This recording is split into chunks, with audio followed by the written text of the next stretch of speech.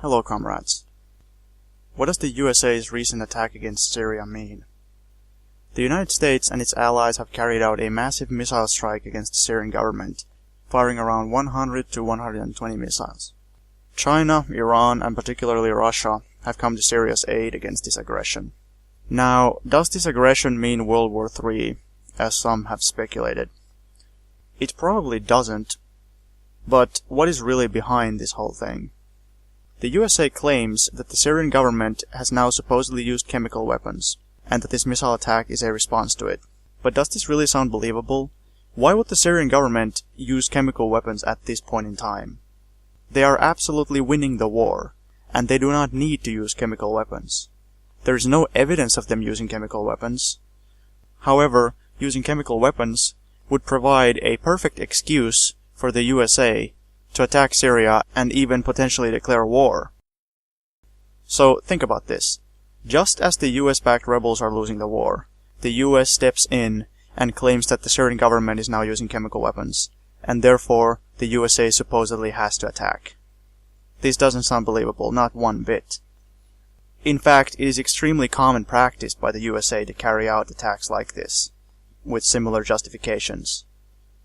When the US declared war on Vietnam, it claimed that the Vietnamese had attacked a US warship. This was a lie and became known as the Gulf of Tonkin false flag incident. The US also claimed that the Sandinista government in El Salvador was going to attack the USA, which was a lie.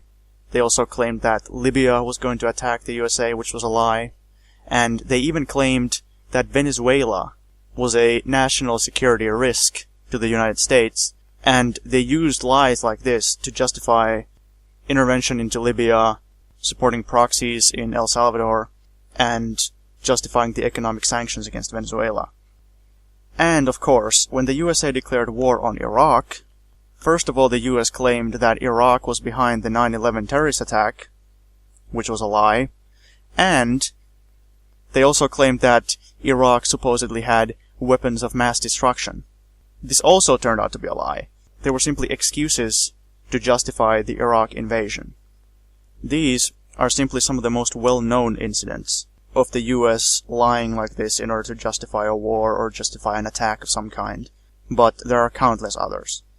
So, when the US-backed rebels are losing the war, the US makes an excuse to attack Syria and help its puppet rebels. This seems like the only logical explanation. There's no reason to believe that Syria would be using chemical weapons, and there's absolutely no reason to believe what the US is saying. I think everybody can understand this. But now, the question becomes, what has prevented the US from launching a full-scale invasion of Syria? Because they only carried out a big missile strike, and they support the rebels, and there's some breaking news of some other kinds of incidents. But so far, no full-scale invasion or declaration of war. Why is that? Well, here are some likely reasons in my opinion.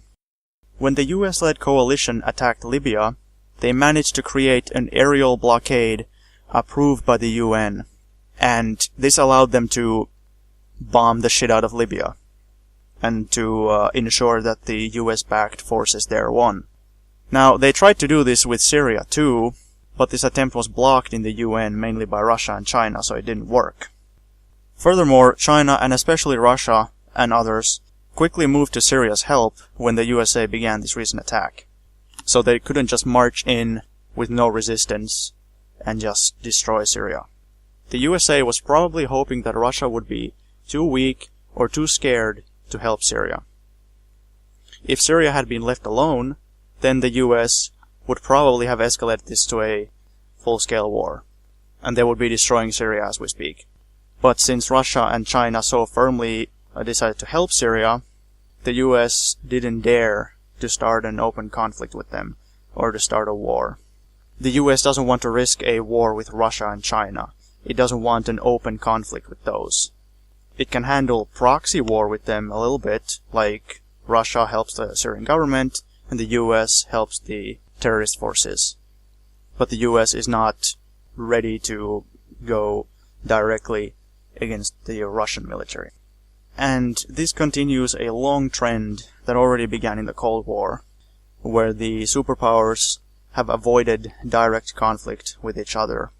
And the US, which is the most aggressive imperialist power there is, has only attacked smaller and weaker targets instead of the other superpowers. It has only attacked small and weak targets, small independent countries, or it has supported proxies like the rebel puppets that they support in Syria.